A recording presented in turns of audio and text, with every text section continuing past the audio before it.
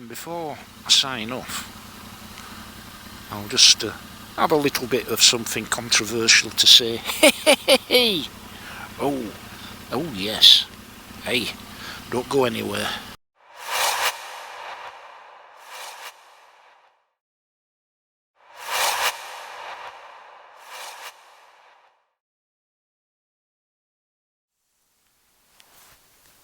Right now, so E5 99 octane 178.9 per litre, so just a little bit cheaper than diesel. Yeah, a good bit cheaper than diesel.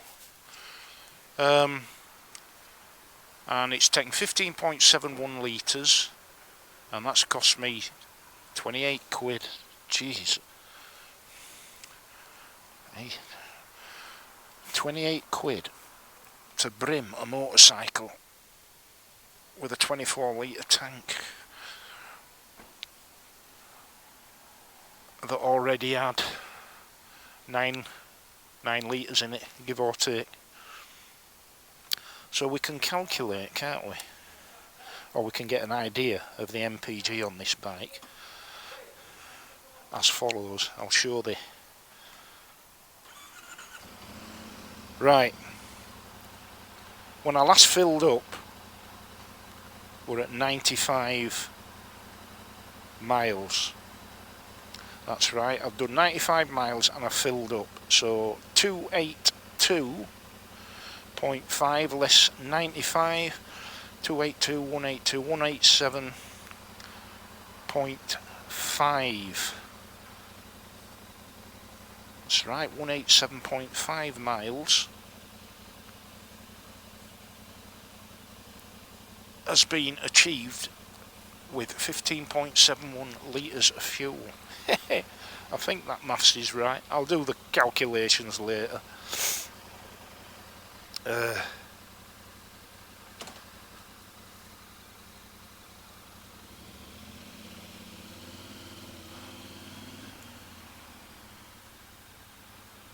But yeah, just sort of bring me on to the subject of the cost of fuel, which is remaining stubbornly high, and I don't see any immediate indications geopolitically of it changing anytime soon. And in fact, most reports that you read say that even if the current malaise sorts itself out tomorrow, and let's face it, it ain't gonna do, we're still looking down the barrel of at least 6 months of this. But here's a point that occurred to me the other day. There are people currently, undoubtedly, who, because of the price of fuel and the fact that they have to get to work, are now thinking long and hard about how often they put food on the table or heat the home.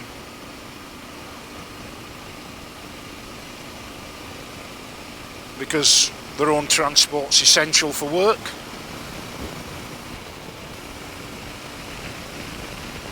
People who work at times when public transport isn't running, certainly not running reliably, and they tend to be the essential workers, don't they?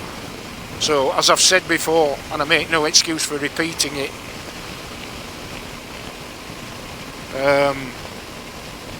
food industry workers, food delivery workers, emergency workers, NHS staff, all of these people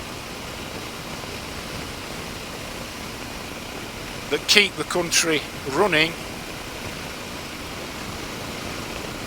most of them are pretty much low paid. So the impact of, for example, diesel at being 190 a litre is significant. And if you're on a super tight budget, living paycheck to paycheck, then it only takes something like this to absolutely screw you. But of course, while ordinary, hard-working critical workers are getting screwed, some people are making a lot of money. And it is widely and independently reported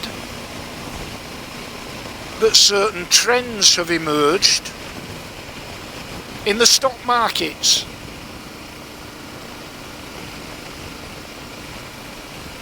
Yeah, somebody making a ton of money on the back of this, because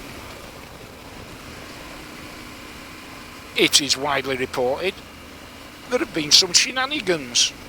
And this isn't somebody's opinion, this is trends in the stock market that if you want to go check it out, you can check it out. You can see that it's absolutely right. Now imagine, just for the sake of argument, purely hypothetical situation, imagine that you had so much power in the world that anything and everything that you said could have either a positive or negative impact just by uttering words.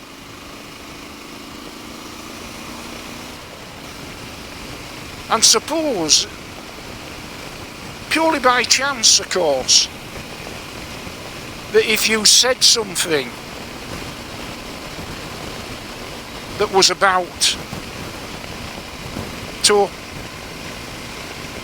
increase significantly the cost of oil, then anybody who knew you were going to say these words would go out and buy a load of it, wouldn't they? At the prevailing price. And then of course after you'd uttered those words, hypothetically of course, the price would soar, and suddenly all that stock that had been bought at the cheaper price would be worth vastly more. And then suppose if you were such a person, and the following week, for example, hypothetically, you said something, or were planning to say something, that would bring that price back down significantly.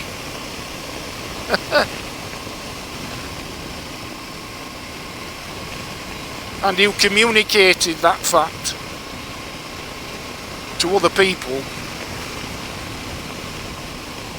then they of course would sell all of their stock that they held at the high price, and then lo and behold, after the words were uttered, the price had come right back down again. And so on and so on and so on, endlessly. Yeah. Wouldn't that be interesting?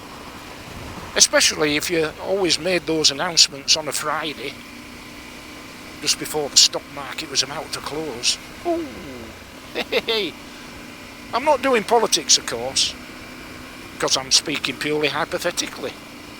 And in any case, it's all connected with motorcycling, because there will be people, I am certain, out there who now cannot afford to do as much motorcycling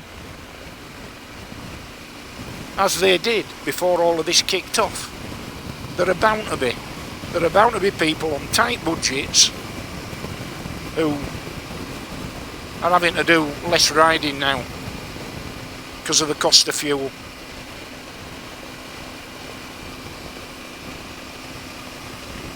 So there is a connection. But yeah, imagine a person being able to do that. You could do it time and again, couldn't you? Talk it up, talk it down, then talk it up again, then talk it down, then talk it up again, then talk it down. Well, we know that's been happening, don't we?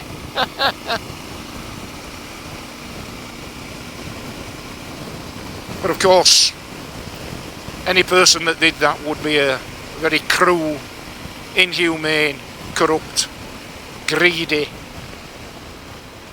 despicable person, wouldn't they? So I'm sure there's nobody in the world that would do such a horrible thing.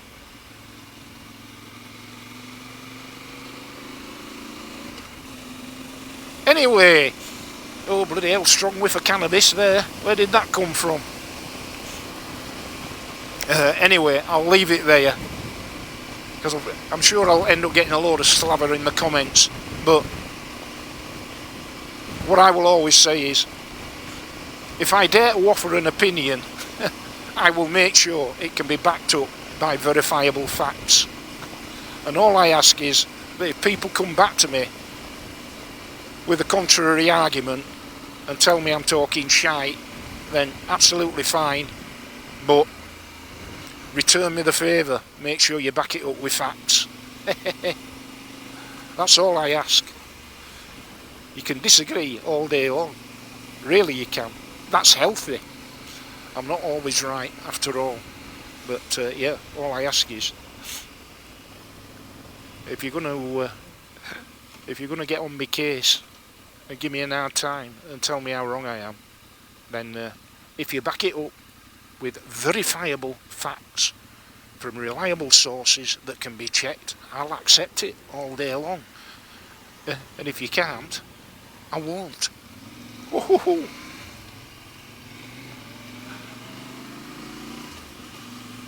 And with that, I'll wish you safe riding, and until the next time, I'll see thee. Woohoo!